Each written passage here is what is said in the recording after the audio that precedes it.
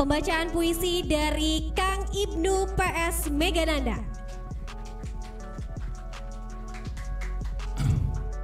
Terima kasih karena ini menyangkut kata Bang Ade Halim, Mas Ade Halim ini tentang kuliner ya. Jadi kuliner yang murah meriah itu sangat diharapkan oleh masyarakat kecil, orang-orang kecil ya, seperti saya ini. Nah, ini judulnya Warung Kecil. Warung kecil, ibu warung teruslah berjualan nasi urap dan ikan asin. Karena di warungmu uang kami terjangkau. Teruslah berjualan makanan sederhana di tempat sederhana. Ibu warung, seandainya engkau tidak berjualan, kami sulit bawa uang untuk pulang.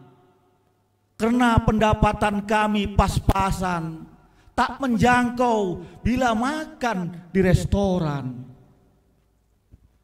Engkau sangat berjasa pada anak dan istri kami, karena mereka menunggu kami bawa beras dan garam. Dari lebih uang kami mencari rejeki. Terima kasih. Terima kasih Kang Ibnu. Satu aja? Dua boleh, silakan. Puisi yang kedua dari Kang Ibnu, silakan. Masih sekitar tentang budaya, kearifan lokal, dan kita sangat harus mengetahui ya tentang kearifan lokal. Puisinya pendek sekali.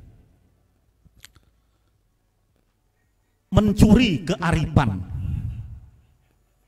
Petanda kearifan itu tertoreh di bawah angin purba adanya. Namun berdetik menjadi baru semangatnya. Bahasa dan sastra itulah diantaranya. Menulislah dengan bahasa ibumu secara baik, agar terawat dan terjaga penuturnya, seperti yang diperbuat Ronggo Warsito dalam bersair. Terima kasih. Terima kasih, boleh tepuk tangan yang meriah untuk Kang Ibnu PS Megananda. Terima kasih ya Kang Ibnu. Ditunggu puisinya soal Bung Karno, mau menulis nanti tema Bung Karno? Boleh. Boleh. Ditunggu selalu karya-karya terbaiknya Kang Ibnu. Silakan untuk kembali ke tempat. Luar biasa sekali ya, sudah dibuka oleh pembacaan puisi dari Kang Ibnu PS Megananda. Teman-teman yang mungkin belum bisa bergabung ke Sultan Center, sekali lagi bisa menyaksikan tayangan kita melalui live streaming di YouTube Sultan TV dan juga TV satelit Nin Media di channel 026. Dan untuk mengupdate informasinya boleh memfollow seluruh media sosial kita ya. Di Instagram kita di @sultantv.co dan juga @beritasultan.tv. Fanpage Facebook kita di @kreatifsultan dan juga YouTube streaming kita di Sultan TV.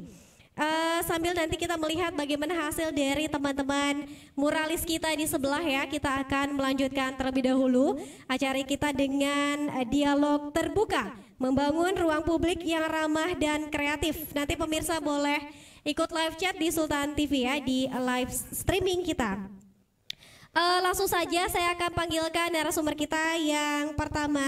Ada Kang Halim Hade selaku penulis dan budayawan. Mohon izin Kang Halim untuk menemani saya di sini. Ya. Dan juga ada Kang Maksuni Hussein selaku pemimpin redaksi Kabar Banten. Baik, saya undang kedua narasumber kita hari ini untuk membahas tema membangun ruang publik yang ramah dan kreatif. Kang Halim dan Kang Husni. Boleh bergabung di sini.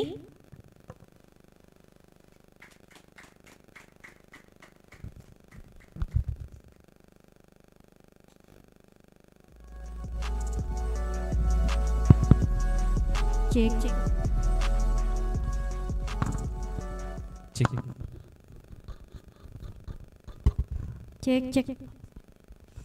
Tes. Baik, terima kasih. Hari ini Kang Halim sehat kabarnya? Sehat, terima terima kasih. Terima kasih sudah mau jauh-jauh hadir di Sama-sama. Kota Serang. Bagaimana cuaca Kota Serang, Kang Halim? Ya lumayan panas tapi Lumayan menarik panas. sekali. Mungkin ini hari yang cerah sekali ya. Karena kami di dusun di Desa Plesungan sana hujan deras dan lebat terus, hujan badai, dan ini juga menarik sekali bagaimana persoalan cuaca. Ya. Persoalan cuaca ini juga menjadi keprihatinan kita karena berkaitan sekali dengan kondisi yang di mana cuaca menjadi sesuatu yang sangat penting dalam seluruh ekosistem kehidupan manusia. Dalam perdagangan, khususnya pertanian, ataupun dalam pembangunan, proses pembangunan, pembikinan infrastruktur segala macam tergantung pada cuaca ini. Dan ini nampaknya berkaitan sekali dengan perubahan ekosistem kita.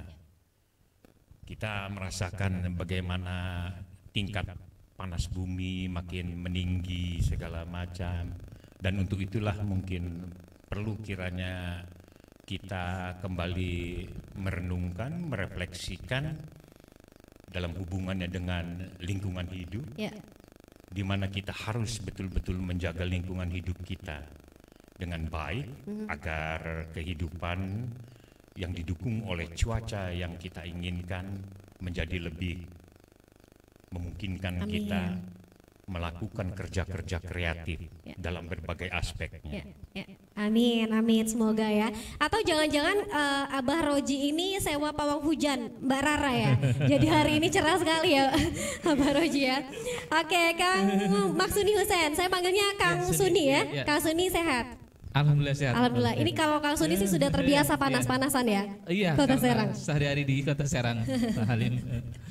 Tapi menarik tadi disampaikan bahwa memang banyak kadang kita melupakan faktor tertentu, ya. Salah satunya faktor cuaca itu juga mempengaruhi tadi menurut Pak Halim sudah sangat mendalam, lalu juga mempengaruhi aspek-aspek lain. Ya. Memang benar bahwa cuaca juga mempengaruhi aspek lain, dan mungkin termasuk di aspek dunia kreatif nanti seperti itu. Oke, sepakat ya Iya, adanya luar ya. biasa pembukaannya. Oke, nah pemirsa Sultan TV dan juga teman-teman yang mungkin berada di Sultan Center, dialog terbuka kita kali ini adalah membangun ruang publik yang ramah dan kreatif. Ramah dan kreatif ini menjadi salah satu cita-cita yang barangkali cukup besar, mungkin mudah diucapkan tapi sulit untuk nyatakan dalam kehidupan nyata. Mungkin dari Kang Suni dulu yang mungkin terbiasa di Kota Serang, Banten, seperti apa sih saat ini mungkin keadaan dan juga wilayah ruang publik di Kota Serang, apakah sudah terwujud yang ramah dan kreatif atau seperti apa? Nanti disambung oleh Kang Halim Hadi. Silakan Kang Suni. Ya, terima kasih. Kalau dari kami pengamatan media ya, memang menggambarkan kondisi ruang publik di Kota Serang. Kalau banyak yang mengungkapkan sebenarnya Kota Serang ini kota yang sesak gitu ya, sesak.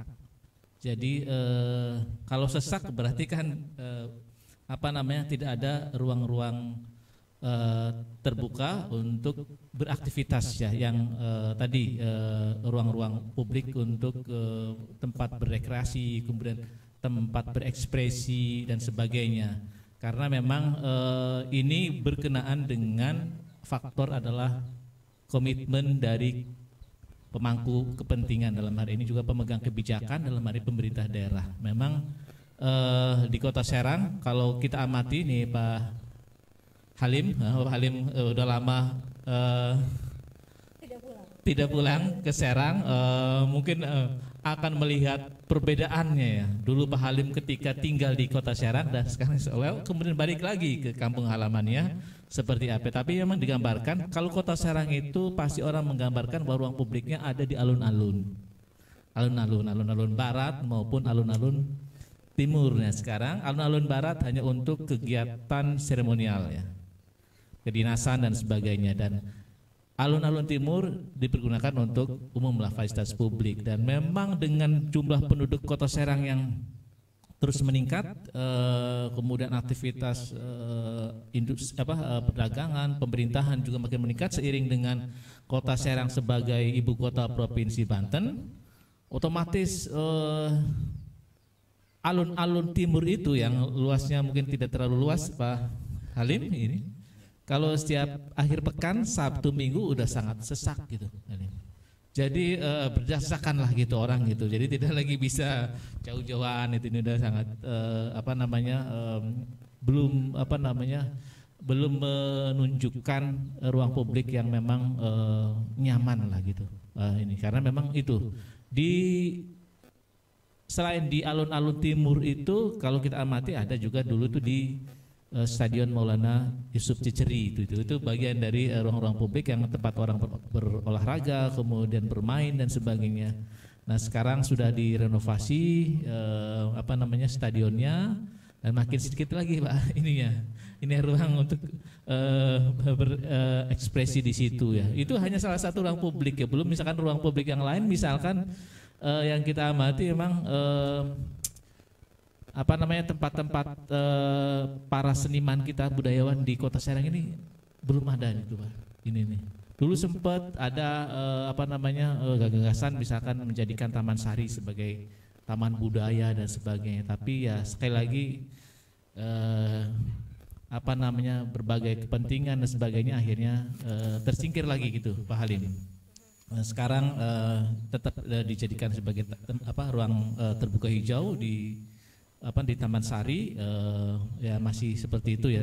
Intinya sih bahwa di Kota Serang mesti memang harus dimulai dari pemegang kebijakannya. Dalam hari ini adalah kepala daerah, wali kota, wakil wali kota dan DPRD untuk pertama adalah memiliki visi dalam membangun tata kelola kota yang tadi memberi ruang-ruang terbuka untuk masyarakatnya menjadi tempat untuk berekspresi dan berkreasi, begitu.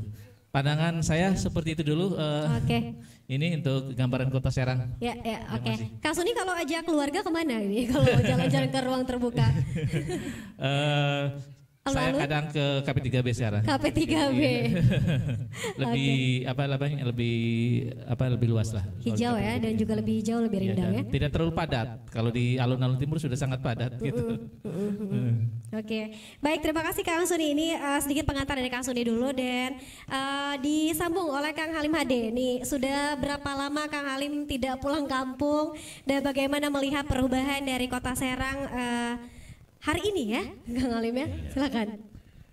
Secara resmi saya meninggalkan Serang, dan secara resmi artinya berKTP Solo dan lalu KTP Karanganyar, Kabupaten Karanganyar. Itu sudah KTP Solo sejak tahun 82. Lalu KTP pindah dari Kota Solo ke desa, saya di Kabupaten Karanganyar sejak 2012. Jadi sudah 50 tahunan lebih ya. Tapi hampir setiap tahun atau 2 tahun sekali saya pulang, dan terakhir saya beberapa bulan yang lalu saya pulang ke sini. Dan yang sangat menarik adalah ketika saya pulang, selalu saya melihat ada satu perubahan-perubahan yang sebetulnya sangat mengejutkan saya. Dan keterkejutan ini sebetulnya sejak tahun 90-an. Itu yang menjadi bahan diskusi saya dengan rekannya Ibnu ya. Misalkan penyair Toto Radik, dengan Golagong, dengan Firman, dengan teman-teman dari Untirta, dengan teman-teman dari UIN, segala macam untuk membicarakan tentang kota ini. Sebetulnya kondisi ruang publik perkotaan hampir di seluruh Indonesia punya problem. Kota kita sebetulnya mengalami kerusakan tata ruang. Dan selalu yang disalahkan adalah urbanisasi. Sebetulnya bukan urbanisasi. Sekarang itu urbanisasi itu tidak problem. Dengan sistem transportasi yang seperti sekarang, urbanisasi itu tidak masalah. Anda bayangkan, bisa membedakan orang Cilegon dengan orang Serang hanya jarak 17-18 kilo. Antara orang Serang dengan Pandeglang hanya dengan 20-an kilo. Antara orang Pandeglang dengan Lebak atau Rangkas gitu, dengan Menes gitu. Yang jaraknya sebetulnya dengan motor sekarang setengah jam antar kota itu. Nah, yang menjadi problem adalah satu ruang antara yang tak terciptakan dalam pembentukan atau pengembangan kota ini. Ruang antara inilah yang sebetulnya menjadi titik temu dan sekaligus menjadi ruang ekspresi mereka di dalam perdagangan, di dalam mereka berekspresi di dalam aspek kebudayaan apapun. Ruang antara itu juga yang sebetulnya mempertemukan kita. Misalkan kita menjadi pertanyaan, kalau ada satu desa atau satu komplek perumahan memiliki fasilitas umum, itu beruntung karena fasilitas umum atau misalkan kalau istilah dulu, istilah kuno ini di Serang Kang ya, latar ambe. Kalau di Jawa disebutnya latar ombo. Latar ambe itu adalah hampir di setiap kampung minimal ada antara 700 bahkan 1000 meter ruang tempat pertemuan ini. Dan ini hampir kita sulit menemukan sekarang.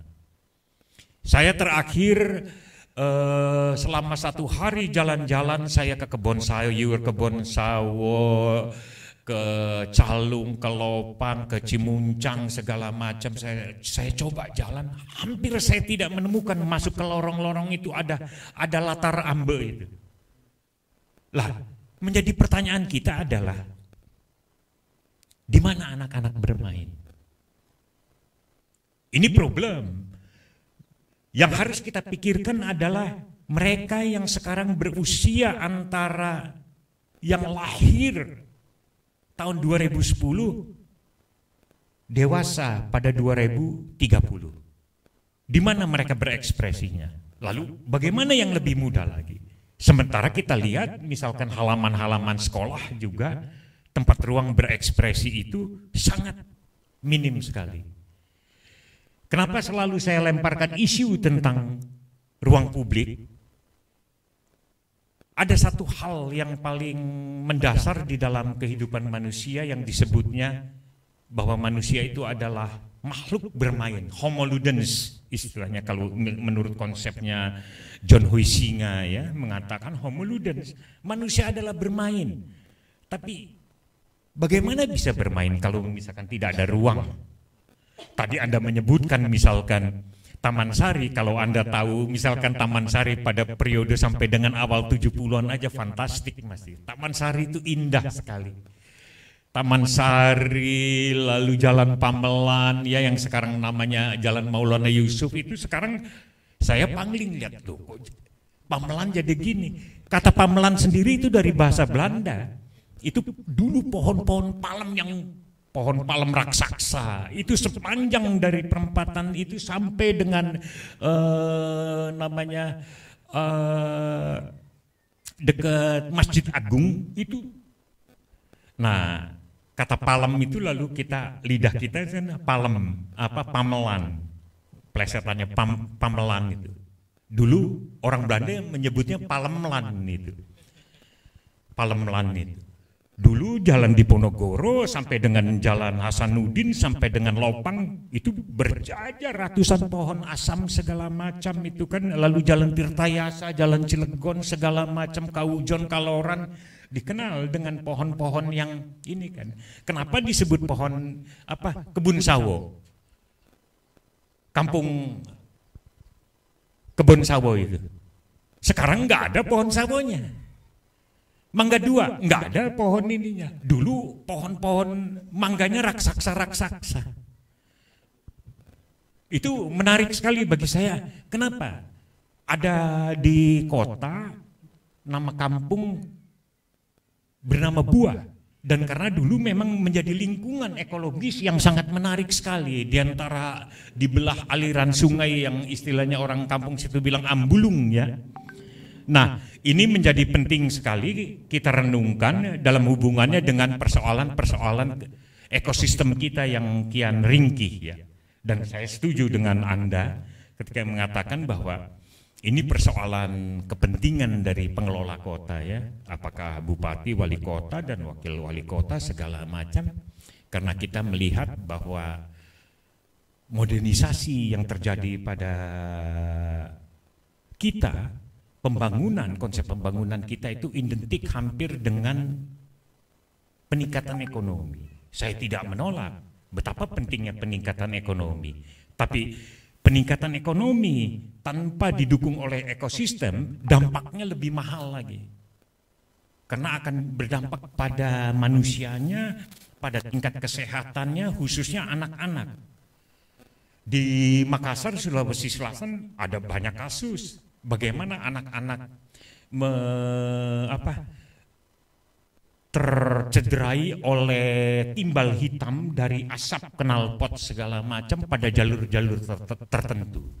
Dan itu berdampak pada tingkat kecerdasan mereka, tingkat agresivitas mereka juga.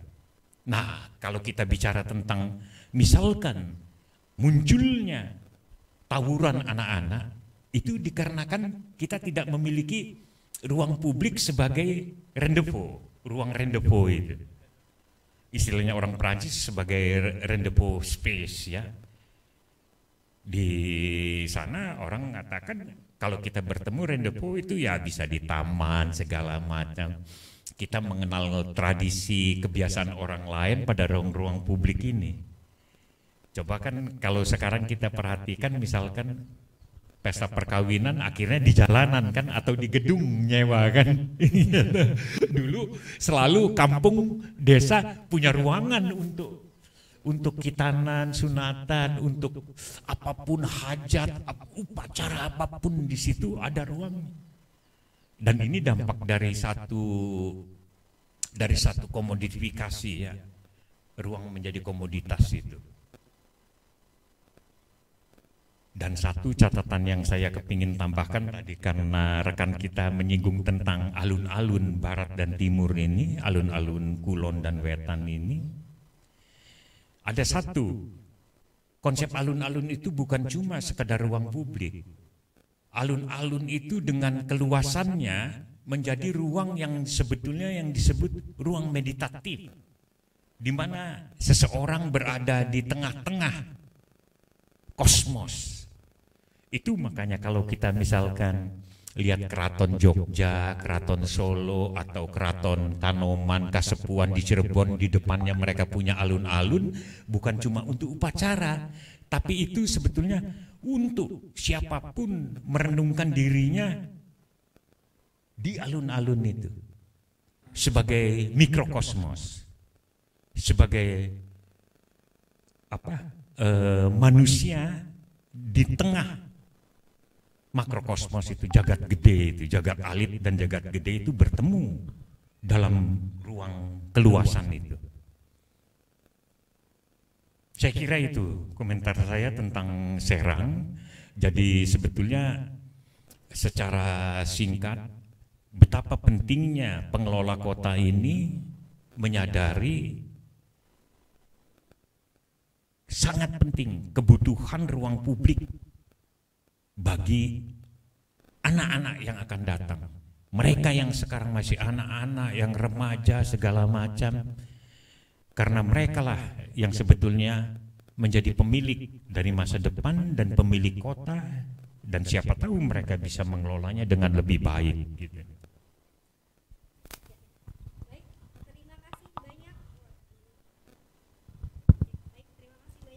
Lim HD yang sudah memberikan tanggapannya luar biasa. Jadi poinnya bukan karena arus urbanisasi ya? Bukan. Pak Halim ya? Bukan urbanisasi. Ya. Kalau misalkan sekali lagi lihat, kalau di tingkat Jawa sebetulnya bukan urbanisasi, tapi persoalannya tata ruang ini. Bisa enggak menciptakan tata ruang antara ini?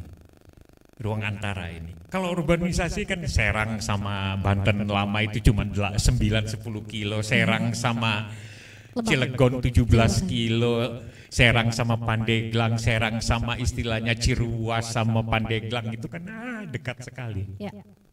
Oke, saya mau kembali ke Kang Suni. Kang Suni, kalau mungkin ada data yang mungkin bisa dibagikan kepada teman-teman atau pemirsa Solo TV sedikit saja, bagaimana kemudian pertumbuhan penduduk ya di Kota Serang dari tahun ke tahun, bagaimana kemudian peningkatannya, dan kalau misalnya dulu, apakah betul Kota Serang ini sebetulnya sudah punya ruang terbuka yang mungkin sekarang disandra oleh atau dialihfungsikan ya, mungkin menjadi perumahan atau barangkali kita tidak tahu alih fungsinya sebagai apa. Silakan Kang Suni. Ya, terima kasih. Memang faktor tadi urbanisasi, modernisasi memang bukan salah satu faktor utama, tapi memang modernisasi itu juga mempengaruhi tadi pola kebijakan ya, kebijakan suatu daerah itu terpengaruh lah ya. Misalkan Kota Serang ya, karena kotanya terus tumbuh, ya, apalagi kemudian statusnya menjadi ibu kota, otomatis lahan-lahan itu mulai banyak dibangun lah ya, gedung-gedung pemerintahan, kemudian pusat-pusat bisnis dan sebagainya.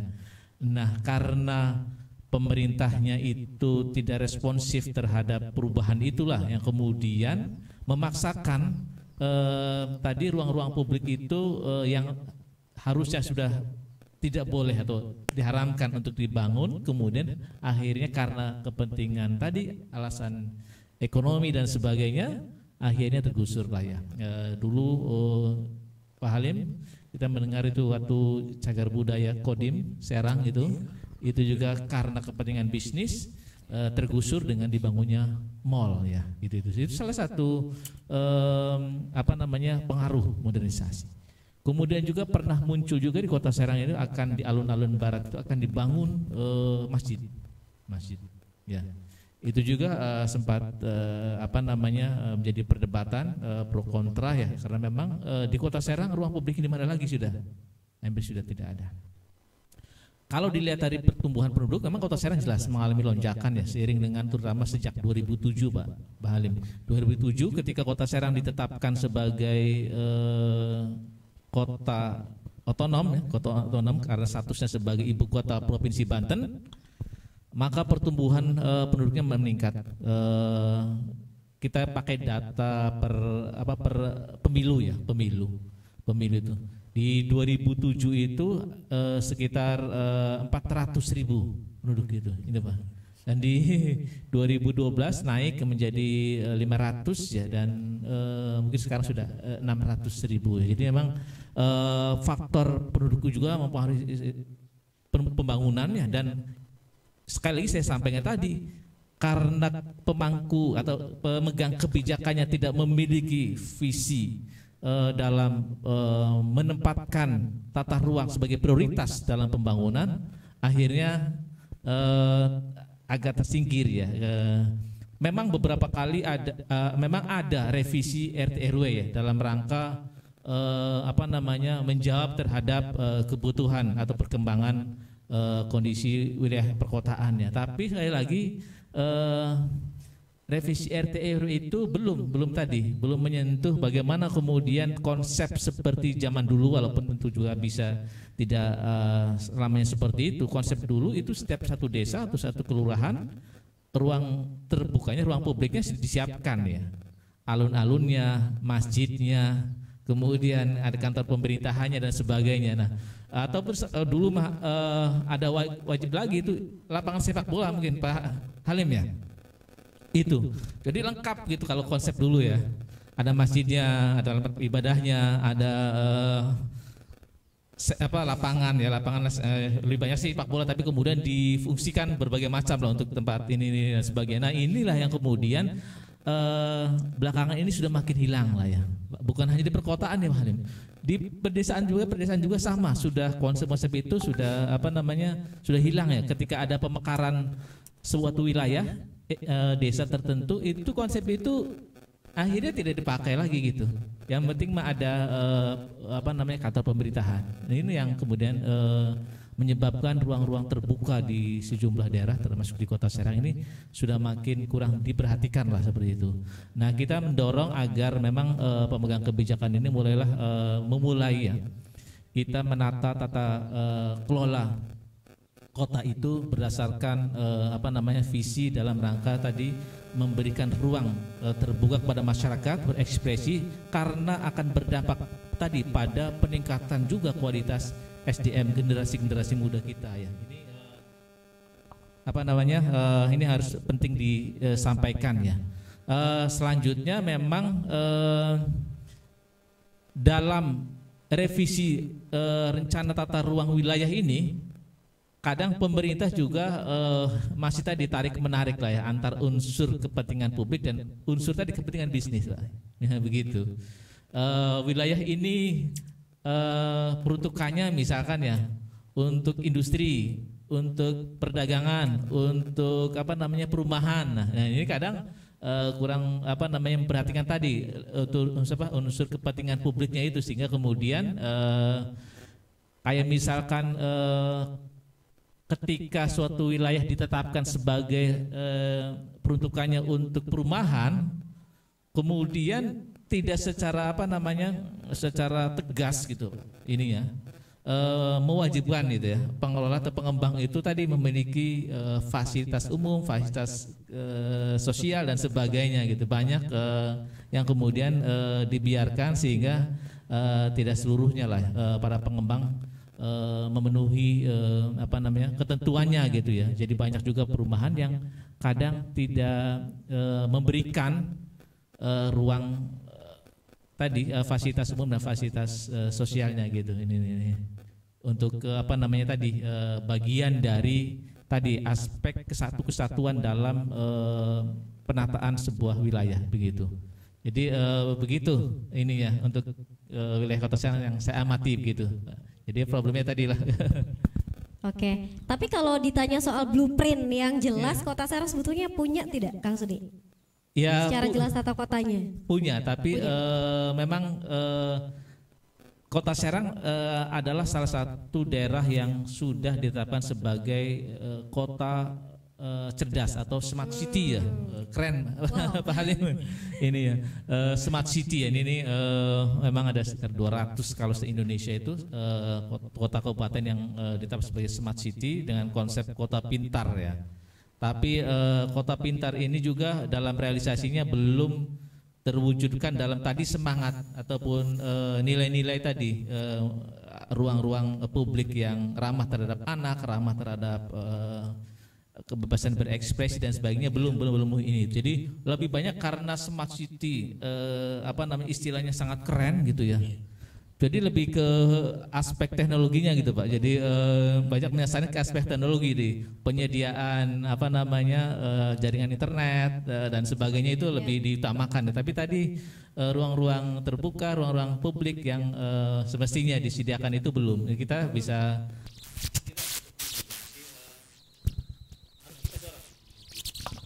harus kita dorong agar smart city karena bagian dari smart city salah satunya adalah smart environment ya sebenarnya begitu. Jadi lingkungan yang cerdas, lingkungan cerdas tadi semestinya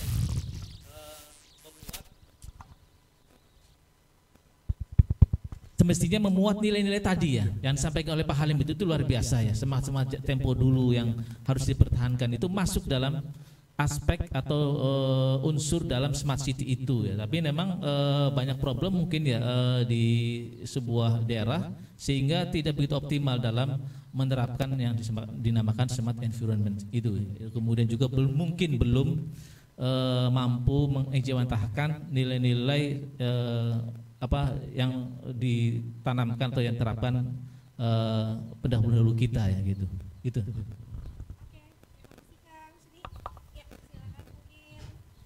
Kembali lagi ke Kang Halim, kalau misalnya kita tanya sebetulnya kalau peradaban kita ini semakin modern atau tidak nih ya, karena kalau misalnya zaman dulu ini lebih mementingkan apa ruang-ruang terbuka dan sangat apa concern terhadap perkembangan anak-anak kita di generasi yang akan menjadi generasi datang, saat ini justru malah pemerintah dan juga orang-orang yang mungkin kepentingan ini merampas ruang-ruang mereka. Apakah semakin modern atau seperti apa? Iya, ini problem penting ini. Ini kata kunci yang sebetulnya 1 abad lebih ya kata modern ini. Kata modern itu sudah 1,5 abad menjadi sesuatu yang diyakini dan terutama ketika 1950 setelah Perang Dunia Kedua, negara-negara yang sekarang disebut adik kuasa Amerika dengan Eropa, mereka canangkan tentang konsep modernisasi ini. Nah, modernisasi kita terima juga. Bung Karno adalah salah satu yang sangat menanggapi. sangat menanggapi dan dengan bagus sekali Bung Karno menangkap modernisasi ini. Karena Bung Karno berpegangan modernisasi itu tidak akan bisa menjadi satu landasan yang kuat, menjadi satu praktek yang kuat, menjadi satu kerangka berpikir yang kuat jika kita tidak memiliki kapasitas rasionalitas itu. Itu makanya selalu Bung Karno menekankan tentang konsep hubungan antara nasionalisme, modernisasi, dan rasionalitas, kapasitas berpikir. Bung Karno selalu berpikir think and thinking, berpikir dan kembalilah berpikir. Nah, dalam konteks ini sebetulnya kita bisa menarik. Ketika kita sekarang bicara tentang modernisasi, tentang pembangunan, kita tentang yang disebut tadi oleh beliau ini smart city, kita harusnya berpikir sejauh mana tata ruang ini berkaitan dengan satu yang disebut kesadaran sejarah ini. Ini problem. Mall Kota Serang misalkan menggusur warisan budaya Hotel The Vos yang lalu pernah menjadi markas KMPT, lalu menjadi kantor Kodim, lalu sekarang digusur segala macam, itu menjadi sesuatu persoalan. Dan lalu lihat lingkungan di Jalan Diponegoro, hanya ada satu gedung yang masih tersisa, yang bekas SMP Negeri 1 itu yang sekarang Mas ini kan. Yang lainnya di Jalan Hasanuddin, di Jalan Tirtayasa tidak ada yang tersisa apapun. Jadi warisan budaya, warisan sejarah, heritage ini di Serang boleh dikatakan kita hilang sama sekali. Di alun-alun dulu, alun-alun Kulon itu yang dekat dengan Karsidenan ada Pancaniti, sekarang sudah tidak ada. Ya, dulu Pancaniti itu adalah bagian dari bukan cuma seremonial tapi satu ritual, tradisi yang berkaitan dengan sistem pemerintahan di daerah itu sendiri. Saya tidak ingin bernostalgia, tapi saya ingin merefleksikan bahwa ada proses modernisasi kita yang sesungguhnya menggusur sejarah kita. Padahal jika kita misalkan melakukan komparasi perbandingan, kenapa Korea, kenapa Jepang modernisasi justru tradisi mereka makin kuat? Kenapa kita modernisasi justru tradisi kita tergusur? Atau katakanlah jika dilakukan kita menjadi artifisial. Kita kan menjadi pertanyaan begini. Kalau dulu misalkan orang-orang warga Kebon Sawo, Kebon Sayur, Cimuncang di sekitar Mangga Dua atau misalkan di Gang Rendah mau nonton lenong, mereka datang ke Mangga Dua. Iya. Di Mangga Dua ada dua latar ambe, lenong, golek, bermain di situ, gambang kromong, segala macam, orkes. Siapa yang nggak tahu kalau misalkan di Kebon Sayur itu ada Mang Rajak, maestronya, kalau dulu istilahnya musik Padang Pasir ya, legendaris sekali. Siapa yang nggak tahu Paryo misalkan? Itu maestro-maestro yang ada di kampung-kampung itu yang tampil pada ini.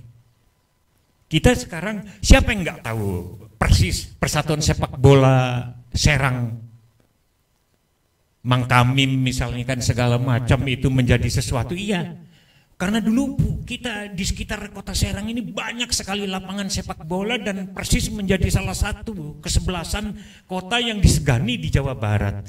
Saya nggak tahu apakah Serang sekarang diperhitungkan sepak bolanya. Iya, iya, Mang Kamim itu salah satu pemain nasional. Ada beberapa pemain nasional dari Serang misalkan. Itu karena saya yakin itu karena berhubungan, karena ada lapangan sepak bola, antara waktu luang mereka bermain sekaligus juga membangun kapasitas mereka di dalam dunia profesional bermain sepak bola itu. Nah, jadi pertanyaan kita, Anda tadi melemparkan kata kunci yang penting sekali tentang modernisasi ini. Apakah modernisasi kita masih membawa kesadaran kita kepada satu sejarah? Sejarah sosial kita, sejarah kasanah pemikiran, sejarah arkeologis kita, segala macam.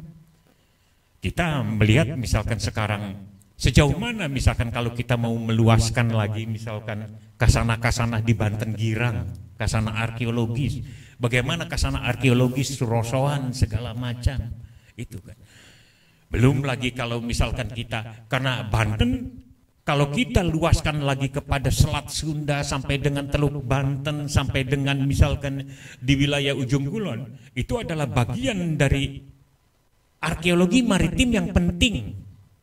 Bukan cuma bagi Indonesia tapi bagi Asia Tenggara dan dunia, karena disitulah lalu lintas sangat penting di dalam perdagangan dan geopolitik pada zaman dulu.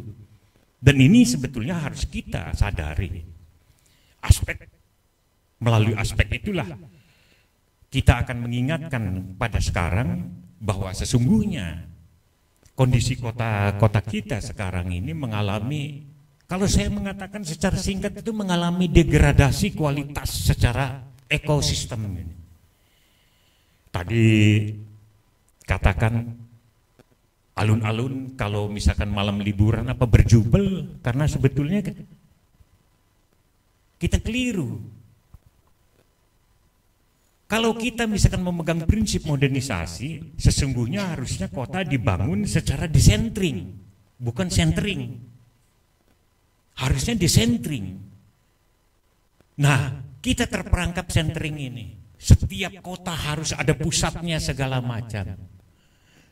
Harusnya desentralisasi itulah sehingga terjadi sirkulasi itu.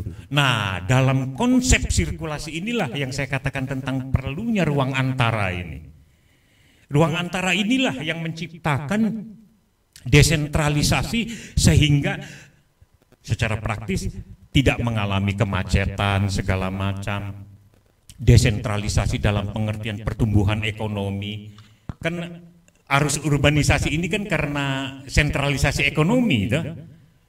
Saya yakin di Banten itu Serang misalkan atau Cilegon misalkan 60, 70 bahkan mungkin 80% perputaran uang ada di kota itu. Kalau misalkan itu berada secara desentring, mungkin tidak akan terjadi urbanisasi itu. Walaupun ada, bukan jadi masalah karena akan menimbulkan satu mobilitas sosial yang justru meningkatkan ekonomi ini, apalagi dengan infrastruktur yang makin bagus gitu misalkan.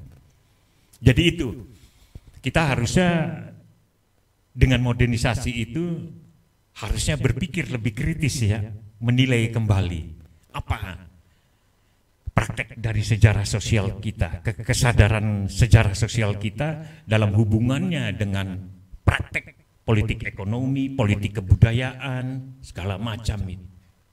Ini yang perlu kita pertanyakan dalam hubungannya dengan policy dari pengelola kota ini. Oke, Kang Suni, kalau saya tanya bahagiakah sebagai warga Kota Serang tinggal di Kota Serang yang semakin modern dalam tanda kutip? Ya, kalau levelnya ya cukup bahagia lah gitu. Bahagia tapi cemas ya. Cukup bahagia tadi. Benar apa yang disampaikan oleh Pak Halim, memang kesadaran ataupun visi dalam pembangunan kota itu memang yang paling utama untuk ditekankan ya kepada pemegang kebijakan, bahwa pembangunan tata kota itu tidak boleh melepas kesadaran sejarah tadi. Kemudian juga harus berani tadi dalam pembangunannya tidak lagi sentralistik tapi desentralisasi ya. Memang ini harus didukung ya dengan sejumlah perangkat peraturan ya. Kita di Indonesia memang kadang terjebak pada aturan ya, karena biasanya sebuah daerah yang sudah otonom itu Pak Halim, itu semua kantor dan sebagainya itu harus ada di pusat pemerintahan itu yang kemudian menyebabkan sebuah kota agak susah dalam penataannya ya, karena semua harus di situ semuanya. Ini dari aspek tadi, aspek perundangan ya, peraturan itu salah satu juga yang kemudian mengekang ya, salah satunya yang menjadi alasan suatu daerah tidak bebas ataupun tidak leluasa dalam pembuatan rancangan tata ruang wilayahnya gitu ya. Nah, belum lagi tadi aspek yang lain juga, aspek kepentingan ekonomi dan sebagainya ini yang menjadi problem sehingga pemerintah daerah dipaksa untuk tidak leluasa dalam menata kotanya, salah satu seperti itu. Dan untuk bagaimana menumbuhkan tadi apa yang disampaikan oleh Pak Halim, ya memang ya perlu kita mulai menyadarkan lah ya pemangku kepentingan ataupun pemegang kebijakan untuk memiliki visi tadi, visi dalam menempatkan tata kelola kota yang bervisi membuka menciptakan ruang-ruang publik lah ya yang memadai lah untuk generasi mendatang. Ini sangat penting ya, dan mungkin juga yang paling penting juga ini mungkin dari aspek edukasinya Pak Halim. Ya mungkin juga bisa diterapkan di tingkat pendidikan lah ya. Tadi disebutkan juga sekolah-sekolah sekarang sudah sangat sedikit ruang-ruang untuk bermain dan berekspresi karena misalnya kebutuhan siswa dipaksakan rombongan belajarnya setiap tahun bertambah. Sementara gedung sekolahnya terbatas gitu. Akhirnya dibuat bangunan bertingkat, kemudian juga halaman sekolahnya dibangun ruang kelas baru lah. Ini kemudian jadi problem di pendidikan kita juga seperti itulah. Mungkin dimulai dari aspek pendidikan juga harus dimulai ya. Memberikan penekanan bahwa pembangunan lembaga pendidikan, sekolah maupun kampus itu juga aspek tadi ruang publik, ruang untuk berekspresi, ruang antara itu juga harus dibangun lah ya, harus dibuat, harus disediakan lah ya. Jangan sampai kemudian penuh dengan hanya gedung-gedung lah ya, tanpa menyisakan sedikit pun ruang publik lah. Ini yang akan kita dorong lah ya bersama-sama, mungkin dari kalangan budayawan juga kami selaku praktisi media dengan fungsinya masing-masing, dengan perannya masing-masing, kita bersama-sama lah untuk mendorong suatu daerah bisa menerapkan konsep tata kelola kota yang ramah lingkungan dan juga menyediakan ruang-ruang publik yang memadai bagi masyarakatnya. Ujungnya nanti masyarakatnya bisa makin bahagia lah gitu. Sekarang sudah ada aspek penilaian di BPS Pak Halim. Ya. Suatu daerah diukur dengan tingkat kebahagiaannya gitu ya.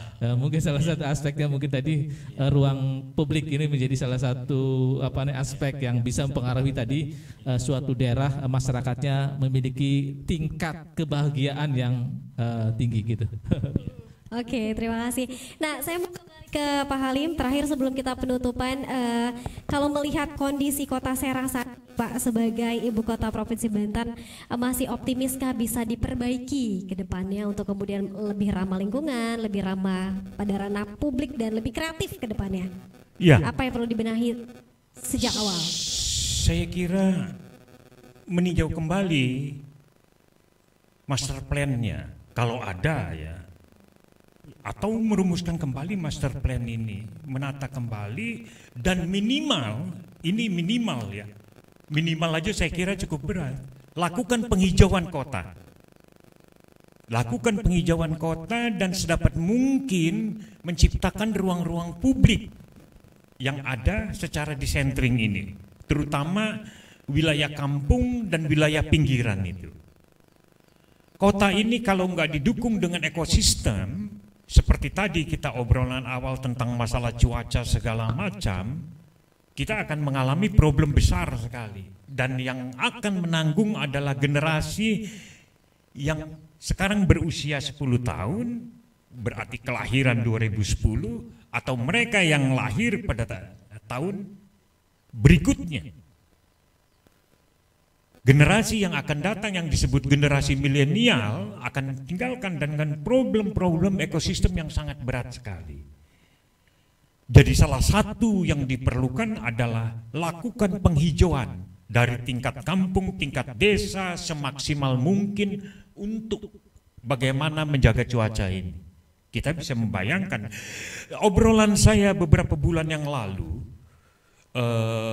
sekitar awal tahun ini dengan beberapa teman, saya membayangkan salah satu instansi yang paling penting yang bisa melakukan secara organisatoris dan bisa dilakukan dengan ini adalah instansi misalkan seperti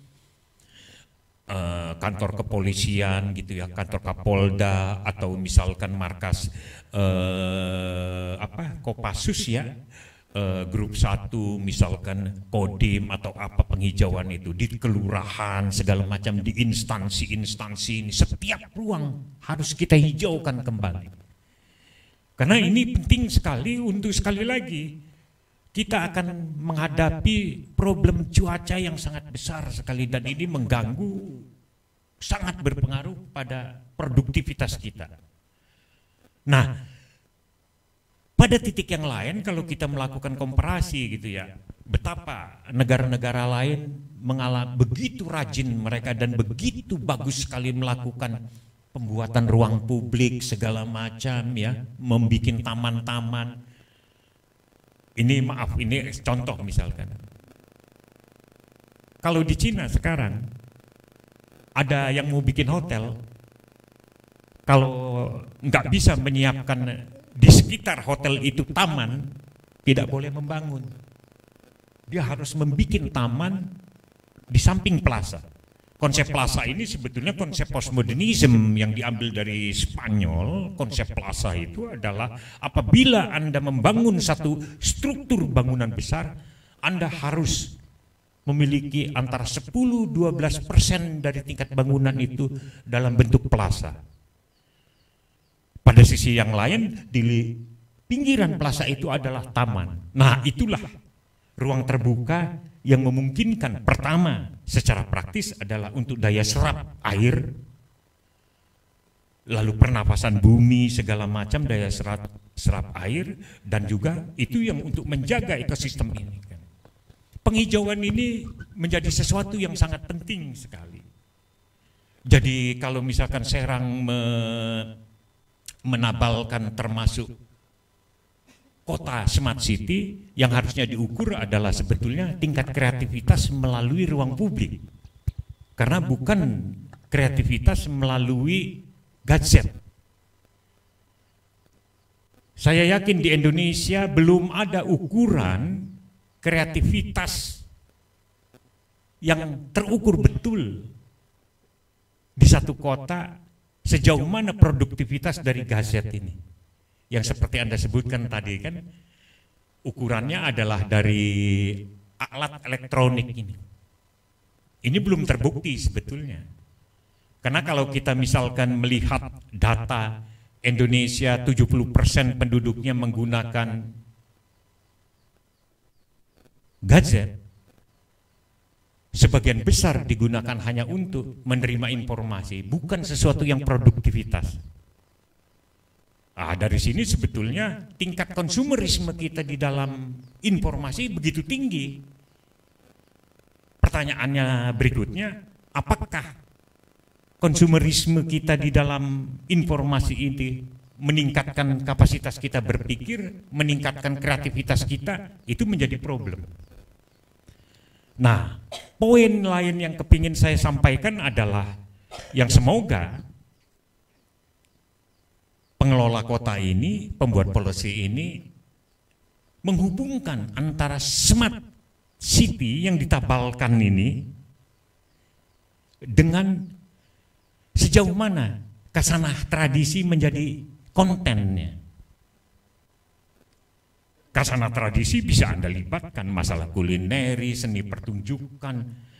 Pertanyaan kita kan di Serang ini setahun ada berapa kali ubruk main di Serang? Wayang golek ada berapa kali? Saya nggak yakin itu anak-anak umur yang belasan tahun pernah melihat ubruk, umur yang 20 tahun itu melihat wayang golek misalkan. Mereka tahu betul-betul bagaimana dulu yang namanya misalkan kasanah sate bandeng itu di mana? Kampung mana yang paling terkenal misalkan? Yang pernah membuat waktu itu Panglima Daerah Militer Siliwangi itu almarhum Pak Ibrahim Aji. Kalau ke Banten selalu datangnya ke Magarsari. Kampung itu salah satu, dan lalu Kaujon dan Kaloran, 3 kampung itu yang menjadi kasanah. Dan ini menarik, hal-hal yang kecil ini kalau seandainya bisa menjadi konten, lalu kita tarik dengan kasanah-kasanah lainnya. Itu juga kenapa sate bandeng dulu menjadi sesuatu yang penting di Istana Soekarno di Jakarta. Karena berkat Bupati Gogosan Jadirja, berkat Pangdam Ibrahim Aji, masuklah ke istana. Lalu akhirnya orang tahu, lah bandengnya dari mana yang bagus? Sawaluhur. Dan Sawaluhur teruji bandeng terbaik di Jawa karena tidak berbau lumpur sama sekali. Lalu orang menarik lagi, bagaimana Sawaluhur? Sawaluhur ditarik lagi dengan Surosoan. Anda bayangkan coba, dari yang namanya sate bandeng itu menjadi, kita tarik sejarah kesultanan, kan fantastik ini kan, kalau kontennya bisa menjadi begini kan. Lalu kita tarik lagi jenis kulineri lain, seni pertunjukan lain, tradisi lain, hadra, barzanji, segala macam. Tahun 70-an saya masih menyaksikan hadrah di Keramat Watu yang paling legendaris itu. Saya sekarang nggak tahu apakah masih ada.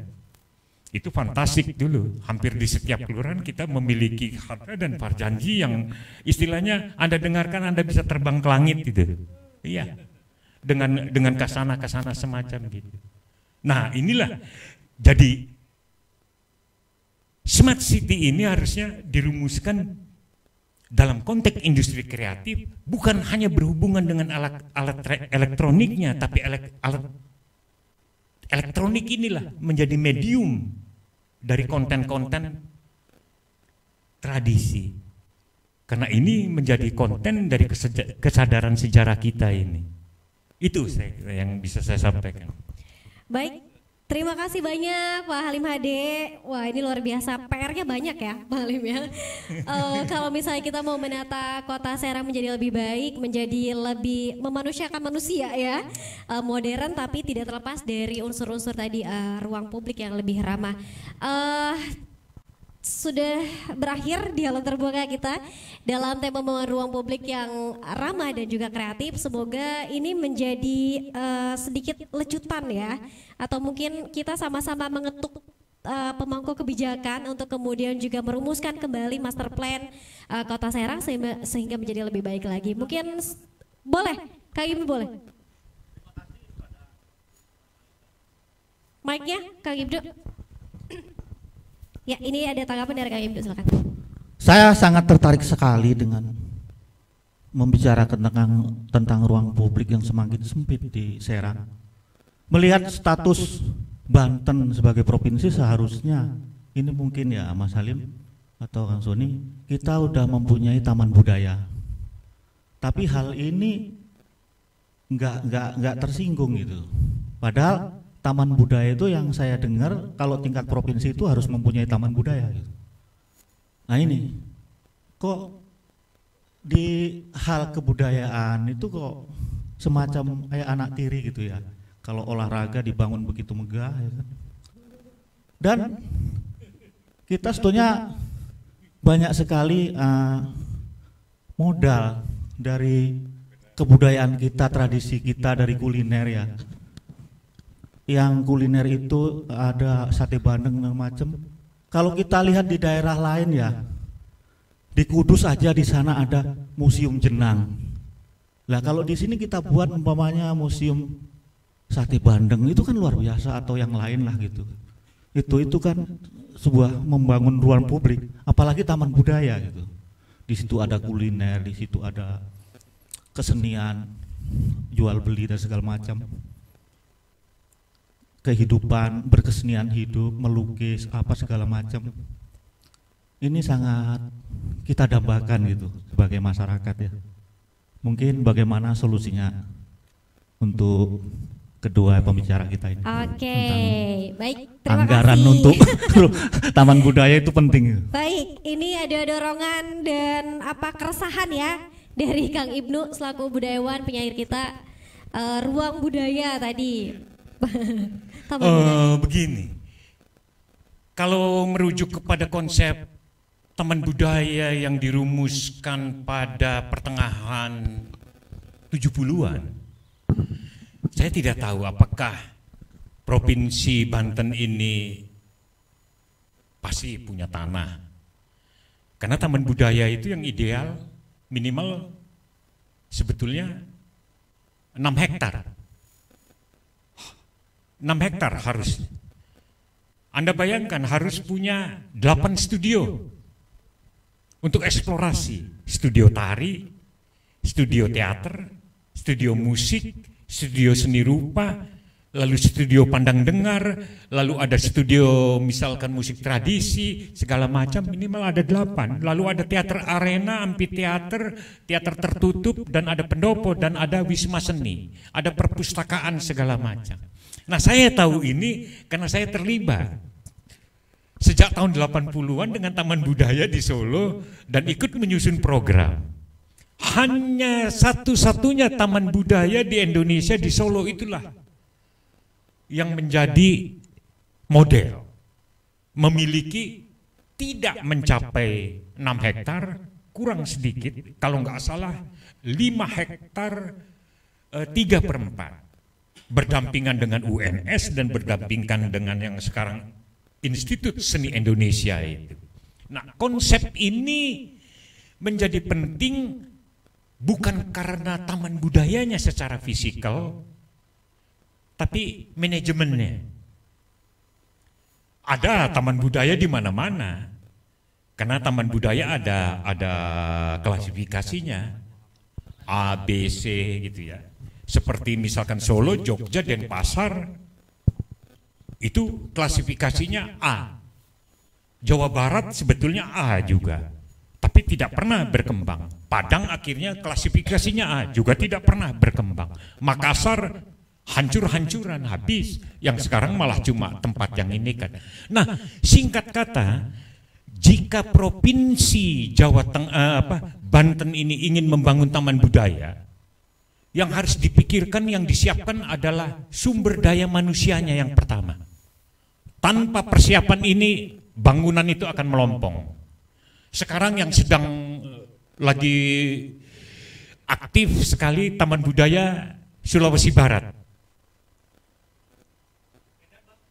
Sulawesi Barat di Mandar.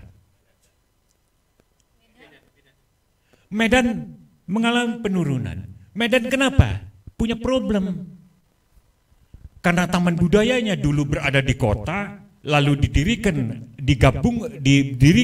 di luar, digabungkan antara taman hiburan rakyat dengan taman budaya. Terjadi kekisruhan manajerial, bukan cuma manajerial dalam pengertian administrasi, manajerial dalam pengertian program. Itu tidak bisa lagi dibedakan apakah itu program kesenian atau program itu. Nah, kebetulan saya terlibat dalam kasus misalkan di Solo dulu, itu yang sangat menarik, yang menjadi fenomenal. Kenapa Taman Budaya Solo akhirnya sebetulnya itu Taman Budaya Jawa Tengah bisa melintasi kerjasama dengan berbagai provinsi, bahkan kerjasama dengan Australia, Jepang, dengan Irlandia, dengan Belanda, dengan berbagai seniman di dunia yang lain. Itu karena manajemen yang visioner sekali. Jadi kalau misalkan Anda menuntut Gubernur Banten misalkan bikin taman budaya, siapkan dulu sumber daya manusianya. Kalau enggak, repot sekali. Kita lihat kasus misalkan pada waktu itu di Makassar, kita lihat misalkan yang sekarang yang lumayan masih bisa berjalan taman budaya itu adalah Mataram, lalu Surabaya, Taman Budaya Jawa Timur di Genteng Kali, dan itu juga menjadi tarik menarik juga persoalan itu juga. Lalu taman budaya di di Mandar sekarang lagi giat. Taman budaya di Sulawesi Tengah tidak bisa berbuat apa-apa dan belum dibangun karena tsunami terakhir, mereka semua struktur bangunannya tidak bisa digunakan lagi. Nah, kembali kepada ini, seandainya taman budaya ini disiapkan sumber daya manusianya, itu mungkin akan berhasil. Kalau tidak, itu akan jadi proyek jor-joran aja. Akhirnya nanti birokrat itu menjadi raja kecil, menjadi raja di taman budaya. Dan ini terbukti. Otonomi ini melahirkan raja-raja kecil dari instansi-instansi di daerah. Dan itu sebetulnya kalau kita lihat kasus misalkan hubungan antara lembaga kebudayaan dengan undang-undang pemajuan kebudayaan. Poin yang paling penting dari undang-undang pemajuan kebudayaan ini adalah pemerintah daerah tingkat kabupaten, kota, dan provinsi sebagai fasilitator. Konsep ini kalau saja diterapkan bukan main, tapi prakteknya mereka tidak mau. Mereka yang ingin jadi event organizer, mereka ingin jadi pelaksana. Harusnya yang jadi pelaksana adalah kaum seniman, pekerja kesenian, bukan birokrat di lembaga kebudayaan dan kesenian itu. Praktek ini sebetulnya bisa kita kaitkan dengan dinas pariwisata misalkan. Nah, ini yang sebetulnya harus kita rumuskan. Seandainya Anda misalkan katakanlah ide dan konsep Anda tentang taman budaya kepada Gubernur Banten, dikaitkan dengan ada berapa Pemda, kota dan kabupaten di Banten ini, sehingga pengelolaan itu bisa bersama. Karena sekarang taman budaya itu berada di bawah gubernur. Kalau dulu pada waktu tahun 80-an awal, taman budaya itu langsung di bawah Direktorat Jenderal. Makanya kepala taman budaya dulu keren, setara dengan gubernur, setara dengan rektor. Sekarang di bawah aja. Nah, kembali lagi, rumusannya bagaimana menyiapkan sumber daya manusia ini. Minimal 1 tahun harus disiapkan dalam pengertian secara konseptual dan praktek-praktek bagaimana. Lalu pada praktek yang paling kecil, pendataan. Saya ingat betul dulu keterlibatan dengan Taman Budaya di disebutnya Taman Budaya Jawa Tengah di Solo yang dikenal dengan TBS itu, Taman Budaya Solo itu, kita melakukan pendataan. Dan sangat sederhana pendataannya. Oke, mereka undang, lalu akhirnya kita menyusun data. Dan ternyata itu bisa memancing berbagai komunitas itu. Salah satu kasus yang paling menarik dari Taman Budaya di Solo adalah 80% program selama kepemimpinan almarhum Murtijono itu kaum senimannya yang menyusun. Coba bayangkan, bukan birokratnya. Iya, senimannya. Anda penyair, Anda hanya tinggal menyampaikan saya mau baca puisi, dia kasih ya, tinggal menyusun jadwalnya sendiri. Anda perupa, mau pameran, Anda orang teater, mau pentas, silahkan mereka. 80%. 20% itu program tetap yang disusun oleh Taman Budaya, misalkan pementasan wayang kulit, keroncong, karawitan, lalu tari tradisi, segala macam. Yang lainnya orang bebas semuanya. Itu makanya Taman Budaya Solo pada waktu itu menjadi populer karena seniman dari berbagai daerah datang mereka mengajukan diri untuk itu. Anda bayangkan ada 30-40 pembacaan puisi setiap tahun itu. Berarti setiap bulan minimal 2 atau 3. Pameran ada 50-60 pameran. Setiap minggu ada pembukaan pameran. Ada teater sampai berapa, tari, musik, seni pertunjukan itu hampir setiap ini. Nah, yang paling menarik adalah konsep manajerialnya ini. Sekali lagi, undang-undang pemajuan kebudayaan itu sebetulnya sudah didahului oleh manajemen yang dilakukan oleh almarhum Murtiojono ketika mengelola Taman Budaya. Dia sebagai fasilitator. Tidak ada kepala Taman Budaya yang sedahsyat almarhum itu. Dia selalu buka, ini loh anggarannya, silahkan lihat uangnya itu. Anda bayangkan kiriman data uang itu diperlihatkan kepada kaum seniman. Di taman budaya lain nggak pernah ada terjadi semacam gitu. Oke.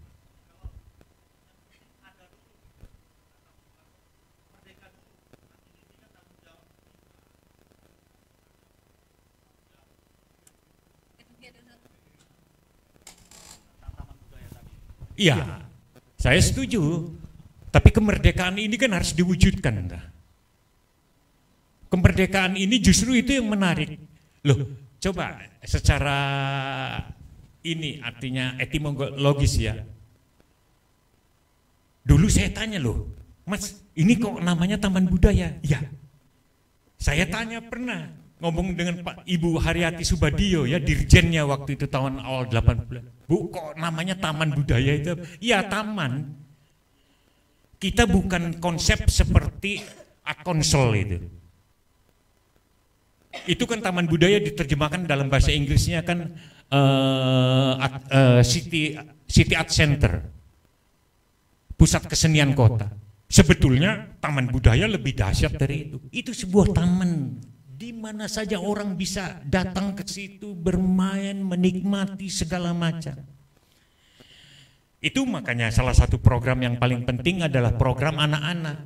Belajar karawitan, belajar tari, belajar wayang, belajar teater, pembacaan puisi, ada workshop menulis untuk anak-anak. Memang taman. Gagasannya adalah, visinya adalah taman. Nah, coba Anda bayangkan, kalau di Banten punya semacam itu dan gubernur melakukan itu dan birokratnya itu sebetulnya nggak usah banyak-banyak, 30 taman budaya yang sebesar itu cukup dikelola dengan 30-40 orang aja. Surabaya pernah mencapai 96 orang sampai 113, macet. Di Solo cuma 34 staf. Dan dari 34 orang 23 orang adalah staf teknis lapangan.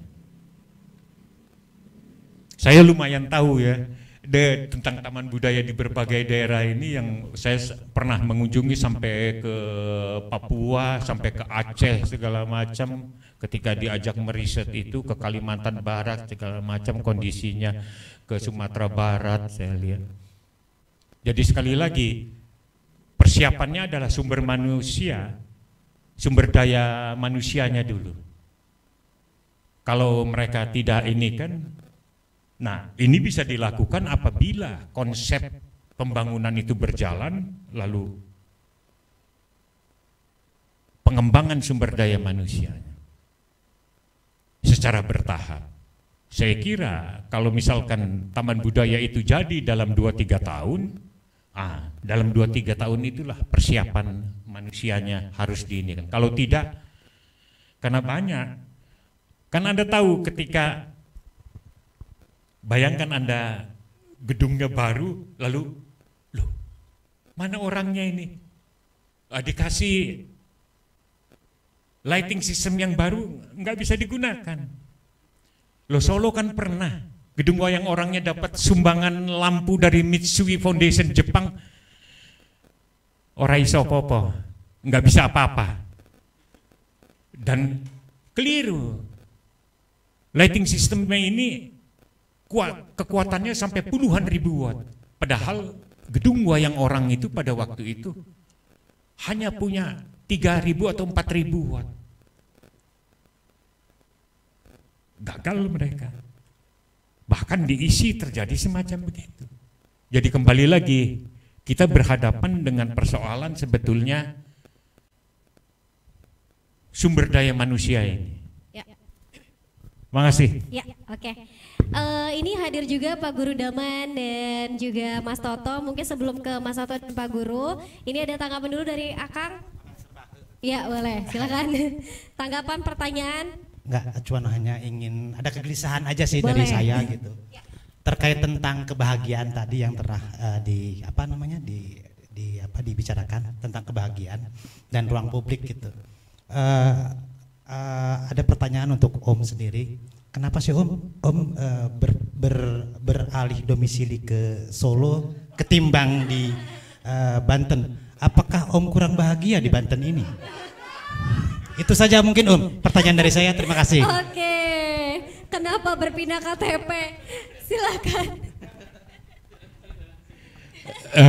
Ini juga mungkin antara nasib dan takdir ya. Tapi terus terang saya, kalau saya misalkan datang ke Serang, saya ke Serang itu bahagia dua aspek penting. Ada makanan yang masih saya cintai betul. Datang pulang ke Banten itu pikiran saya tentang makanan dan teman-teman. Kalau kotanya saya nggak tahu, makin bingung saya. Makanya tadi guyonan saya itu antara bahagia dan cemas. Ya. Jadi pilihan ketika saya pindah ke Solo itu ya sudah, saya mengikuti arus hidup aja. Saya pikir pindah ke Solo dan ini kan. Lalu pada tahun 90-an itu kontak-kontakan dengan Toto gitu kan, lalu makin tertarik untuk ini.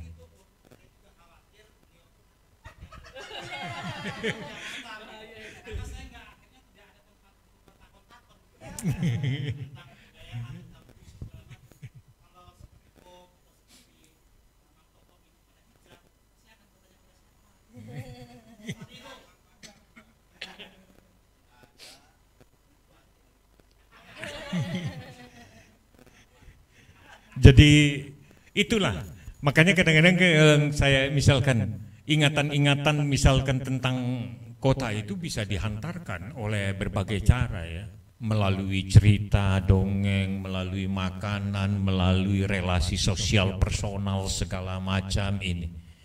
Syukur kalau kota itu bisa masih menjaga tata ruangnya segala macam itu kan. Kita kan mengalami proses sebetulnya antara alienasi dan demensia ketika usia kita makin tua gitu. Itu salah satu faktornya adalah karena perkembangan kota itu. Nah, kita beruntung kalau kota itu menciptakan ruang relasi ini. Kan menyedihkan sekali kalau makin tua itu cuma sendirian di rumah segala macam. Tapi semakin tua misalkan bisa bertemu di taman dengan teman-teman di mana di satu ruang gitu. Itu untuk menguatkan ingatan kita dan sekaligus relasi personal kita untuk mengikis alienasi dari kehidupan sosial ini. Nah, itulah yang saya coba melalui hubungan-hubungan personal dan sosial dan melalui ingatan-ingatan kasanah yang ada tentang satu kota ini. Tapi terus terang saya kepingin melihat ada perubahan-perubahan yang lebih fundamental ya di Serang ini berkaitan dengan tata ruang kota dan juga visi kebudayaannya ini.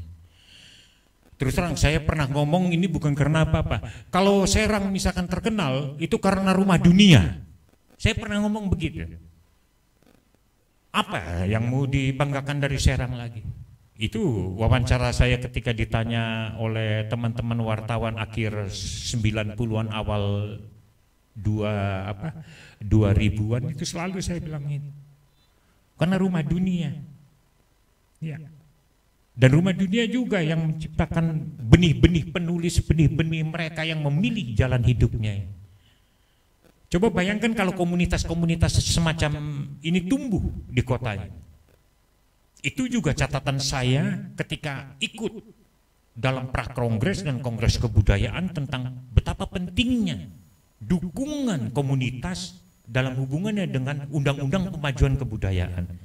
Undang-undang pemajuan kebudayaan itu tidak akan berhasil jika tanpa dukungan komunitas. Kalau itu hanya sampai pada birokrat, mereka akan menjadi raja kecil dan raja kecil ini akan mengangkangi. Karena ini berkaitan dengan politik ekonomi. Walaupun politik ekonomi kebudayaan kita sebetulnya sangat tinggi dalam pengertian praktek dan kontrol. Kasus Surabaya misalkan, Surabaya itu mempunyai dana pengembangan praktek dan pengembangan seni budaya dan pariwisata. Terakhir saya dengar 28 miliar. Surabaya. Saya sering bertanya-tanya, loh, Anda bayangkan 28 miliar itu bukan sedikit loh. Kenapa citranya kalah dengan Solo dalam kesenian dan kebudayaan? Padahal Solo nggak sampai 4 miliar. Kenapa? Karena ada komunitas. Loh, yang terakhir Anda di Paris, dan kebetulan ada penyanyi yang orang Solo di Paris, Anggun. Pendukungnya itu komunitas, Eco Dance Company. Kalau Anda misalkan mau berhubungan dengan seni pertunjukan segala macam. Jadi kalau kita misalkan melihat Tegal masih hidup terus dalam dunia tradisi menulisnya segala macam, karena ada komunitas menulisnya. Semarang segala macam. Nah, saya berharap betul jadi model-model kayak Rumah Dunia ya, lalu ada katakanlah Padepokan Ngopi segala macam, komunitas-komunitas lain berkembang. Lalu ruang TV Sultan ini juga menjadi ruang antara ruang pertemuan, rendezvous pemikiran ya, di antara generasi muda dan generasi tua dalam hubungannya menjalin relasi sosial mereka untuk mengingat kembali, menciptakan kesadaran sejarah itu. Saya kira itu, terima kasih.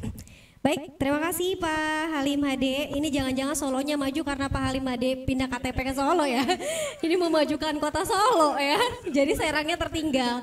Baik, ini sudah hadir juga Pak Rosadi. Terima kasih banyak hadir selaku Ketua MKB. Ini kayaknya baru selesai acara ya, masih batikan. Langsung datang ke Sultan Center. Dan Pak Alit yang punya Padepokan Kubi. Terima kasih sudah hadir lagi. Mungkin tanggapan selanjutnya dari Pak Damanhuri ya. Silakan Bapak, ada tanggapan. Bismillahirrahmanirrahim. Assalamualaikum warahmatullahi wabarakatuh. Yang saya hormati Pak Halim Hade, Pak Masuni, dan rekan-rekan semuanya. Tadi Bapak narasumber ya, Pak Halim Hade, mengutip Undang-Undang Nomor 5 Tahun 2017 tentang pemajuan kebudayaan. Nah, di dalam undang-undang itu ada 10 objek pemajuan kebudayaan, dan tentu ada beberapa tindakan yang perlu kita lakukan. Di antaranya adalah inventarisasi terhadap kebudayaan yang berkembang di setiap daerah. Nah, kalau saya mau tanya, kalau di Banten ini kira-kira yang potensial itu menurut kacamata Pak Halim Hade selaku pakar dan praktisi kebudayaan, itu apa yang bisa diangkat dan bisa mendunia? Kalau tadi sudah contohkan bagaimana Solo bisa pentas di internasional. Nah, kalau di Banten itu apa? Apakah selama ini yang sudah biasa itu debus, pencaksilat, atau apalah gitu yang bisa diangkat, yang menarik, sehingga kebudayaan ini yang menjadi unggulan di Banten itu sesuatu yang bisa menjadi perhatian dunia internasional, saya kira itu. Kemudian terkait dengan SDM, memang SDM ini sangat penting sekali. Ada alat, ada fasilitas, sarana, tapi kalau SDM-nya tidak punya kemampuan untuk menggunakan alat itu ngejogrok aja diem, nggak bisa diapa-apain dia, bingung, diutak-atik malah dari rusak gitu. Oleh karena itu, saya kira terkait dengan pengembangan SDM ini perlu ada tahapan-tahapan yang harus dimulai. Apakah ini menjadi domainnya masyarakat penggerak kebudayaan untuk mengambil inisiatif, atau memang pemerintah atau termasuk pemerintah daerah yang harus mulai merangkul para seniman budayawan, ya, sehingga SDM yang ada ini bisa dikembangkan lebih bagus lagi, lebih baik lagi. Kemudian terkait dengan sarana dan anggaran, ya. Sarana dan anggaran, kalau saya melihat besar sekali itu ketika tadi yang diceritakan Pak Halim, katanya di Surabaya, itu besar sekali anggaran sebesar itu untuk kemajuan kebudayaan. Nah itu tentu anggaran itu kan tidak diberikan begitu saja kan, ada proposalnya kan, ada item-item kegiatannya, apa saja kegiatannya, sehingga sampai sebesar itu gitu anggaran yang digunakan untuk membiayai pemajuan kebudayaan. Kira-kira seperti apa gambaran menurut pengalaman dari Pak Halim Hade selaku pakar dan ahli kebudayaan. Terima kasih. Assalamualaikum warahmatullahi wabarakatuh. Waalaikumsalam warahmatullahi wabarakatuh. Makasih Pak. Jadi saya mau ambil ini dulu ya. Saya membayangkan seandainya di Banten ini, tapi ini mimpi ya, tapi boleh ya mimpi ya, ya. Di Banten ini seandainya setiap kecamatan memiliki taman bacaan masyarakat. Ingat, Banten ini salah satu dari Banten, dari Serang, dari Rumah Dunia lah, gagasan taman bacaan masyarakat. Itu salah satu core yang jadi pembicaraan. Kalau Anda ketemu penulis di Banda Aceh, di Malabo, sampai dengan Kupang, sampai dengan Maluku, Morotai, sampai dengan Wamena, sampai dengan Merauke, Anda bayangkan ini. Ya. Itu salah satu contoh. Lalu kita tarik ke dalam. Kita membayangkan setiap kecamatan, setiap kelurahan memiliki taman bacaan masyarakat ini. Ini fantastik sekali. Ini proses literasi yang akan terus merubah secara konstruktif dan membangun jalur kreativitas dan membangun kesadaran sejarah kita kembali. Dan ini yang salah satu yang menjadi dasar penting sebetulnya jika kita bicara tentang kota cerdas itu. Karena kota cerdas itu bukan karena keterampilan kita dengan gadget, memainkan artinya alat elektronik, tapi sebetulnya menyusun konten apa yang harus kita sampaikan kepada publik secara lokal, nasional, regional, dan internasional misalkan. Kita banyak sekali.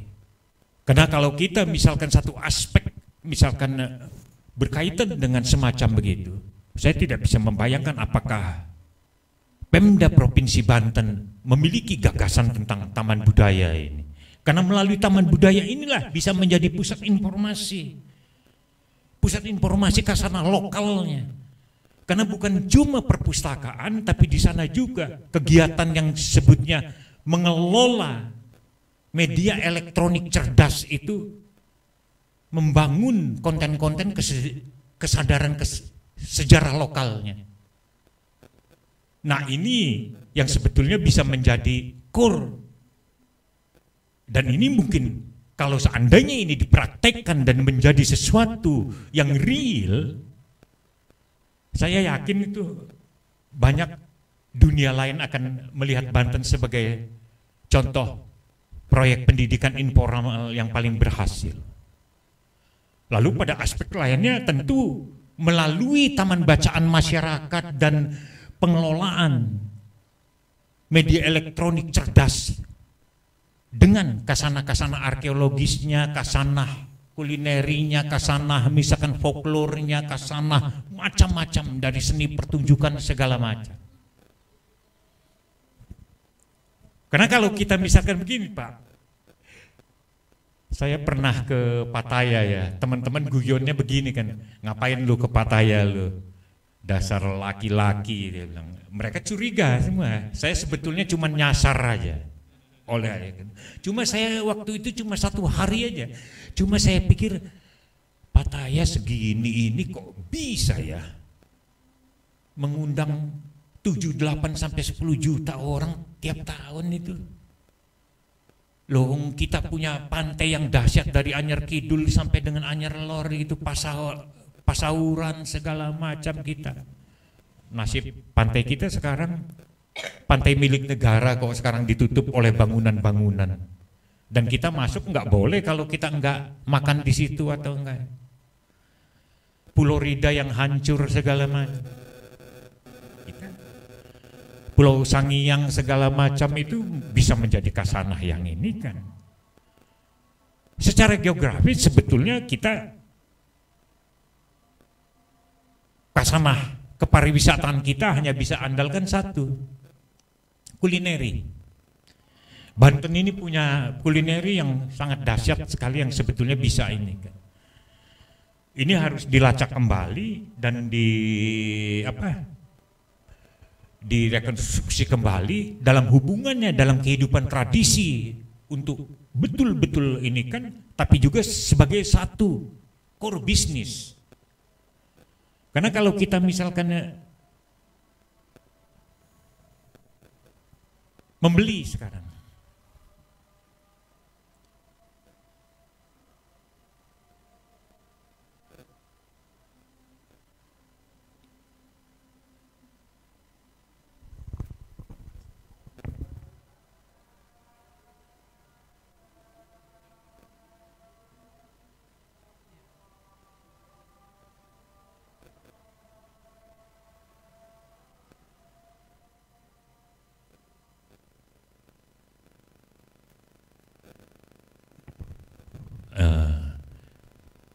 coba kalau kita dulu membeli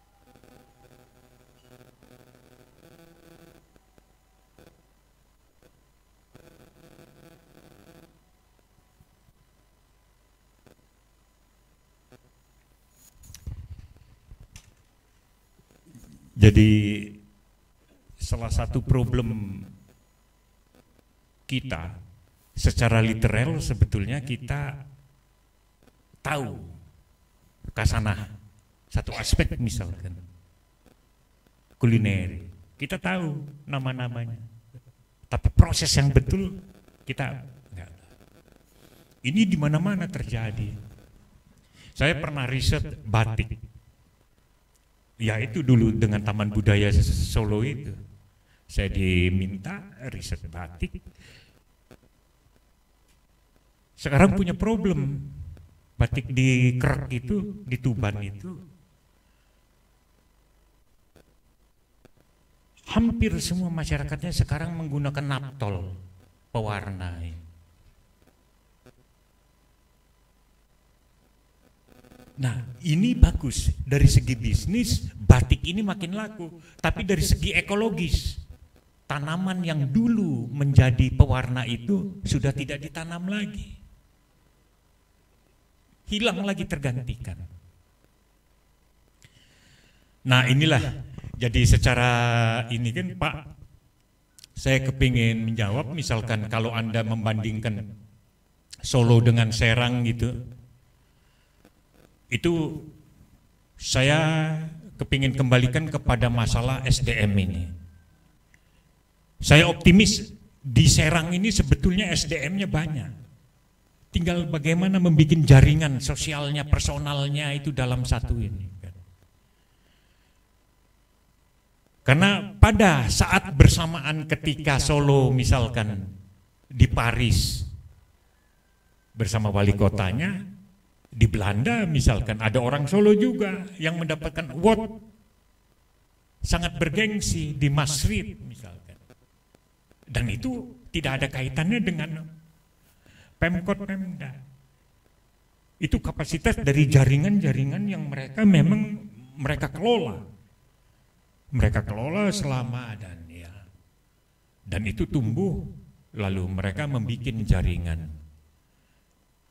Kalau sekarang di Solo misalkan komunitas-komunitas, dan saya yakin di Banten juga ada komunitas seni pertunjukan itu, lalu lintasnya itu sudah antar negara mereka, anak-anak muda itu, apalagi dengan kemudahan internet ya, mereka dari teater, musik, tari, seni rupa, segala macam, Jogja di mana-mana sudah antar. Jadi faktornya sebetulnya bagaimana sekarang sinergi dari SDM di Banten ini. Kalau sinergi ini terjadi, saya kira 2-3 tahun, waktu yang sangat cepat sekali, bisa mewujudkan mana yang sebetulnya menjadi core yang terbaik, dan core yang sudah ada ini bisa terus dikembangkan. Saya kira itu. Terima kasih Pak Halim Hade yang sudah mewakilkan kita diskusi kita hari ini. Semoga Pak Damanhuri tidak puas. Semoga nanti bisa dibuka lagi sesi selanjutnya. Kita cukupkan dialog terbuka kita hari ini. Ini ada Mas Totonya ya. Mas Toto, mungkin ada tanggapan sebelum kita closing terkait tema kita hari ini? Silakan.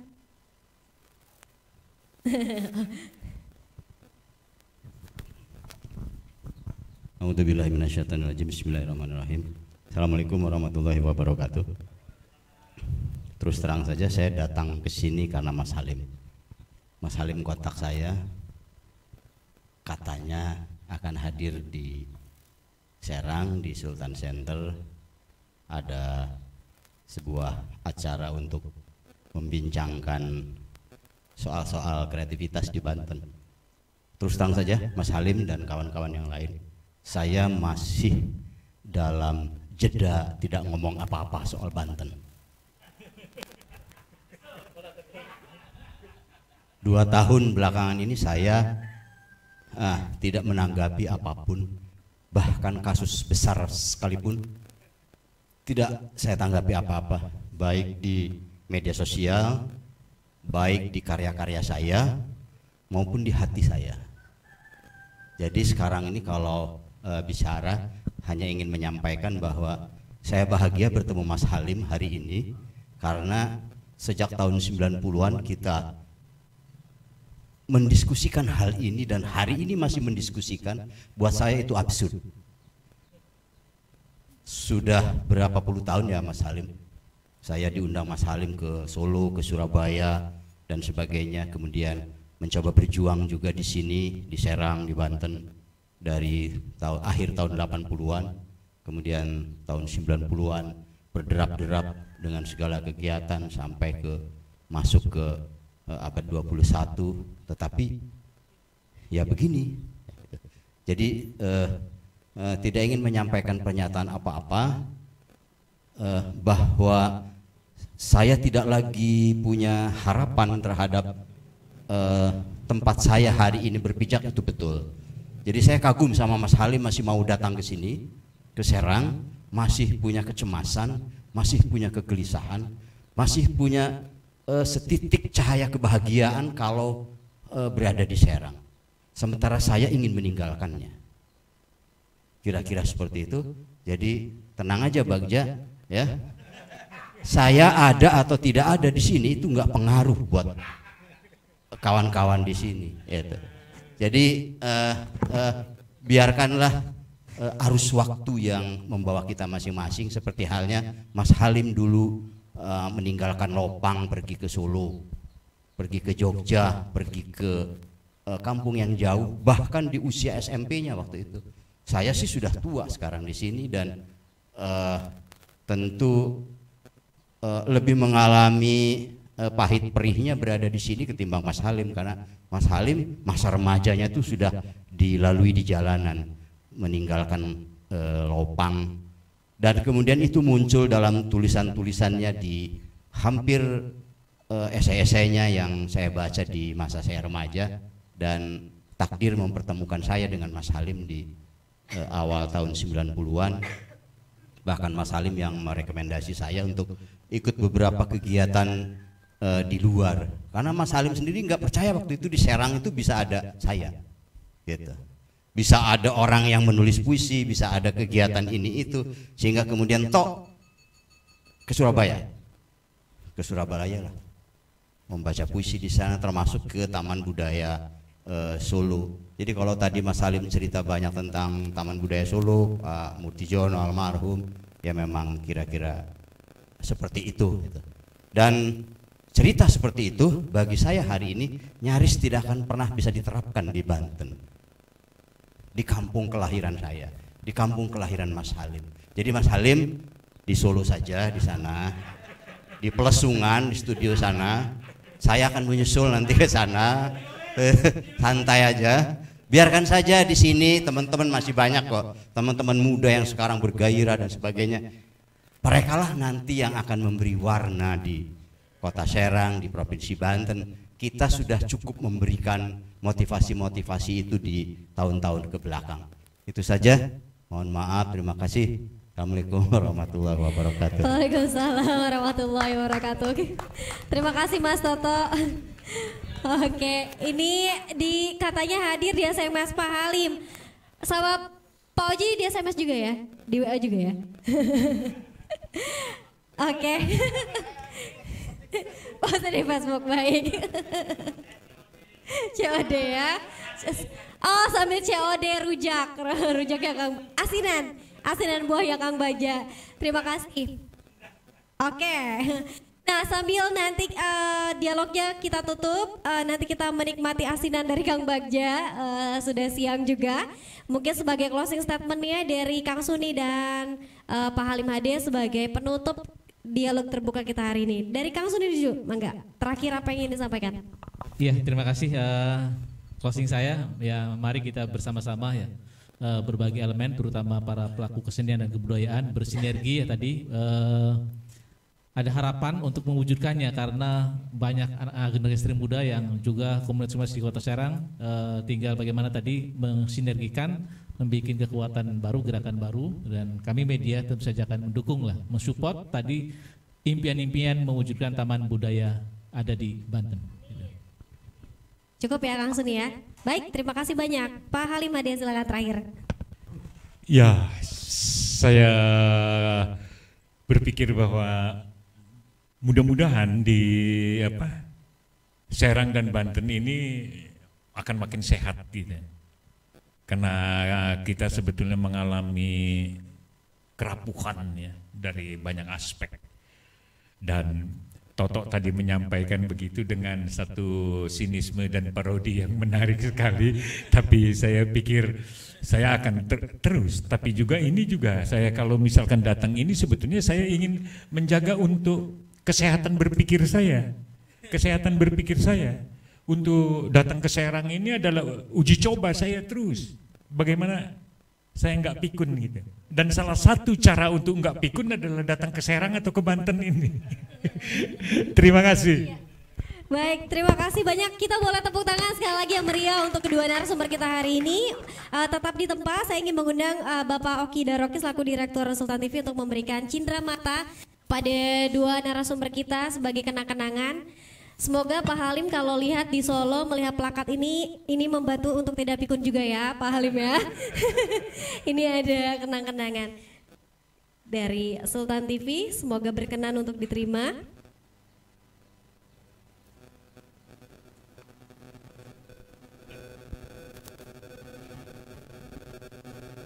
Ya, untuk Pak Halim Ade.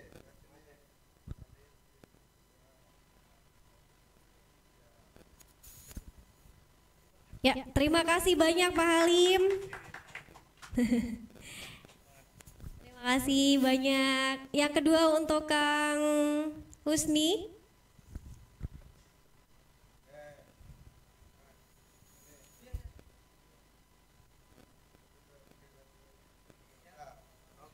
Baik, ya kita akan bersama-sama foto bersama. Harap tetap di tempat untuk Pak Halim, Kang Suni, Pak Oki, Pak Rosadi, Pak Damanuri, Pak Toto, Kang Ibnu, Pak Alit, Kang Indra, mungkin boleh ikut foto bersama. Dipakai saja.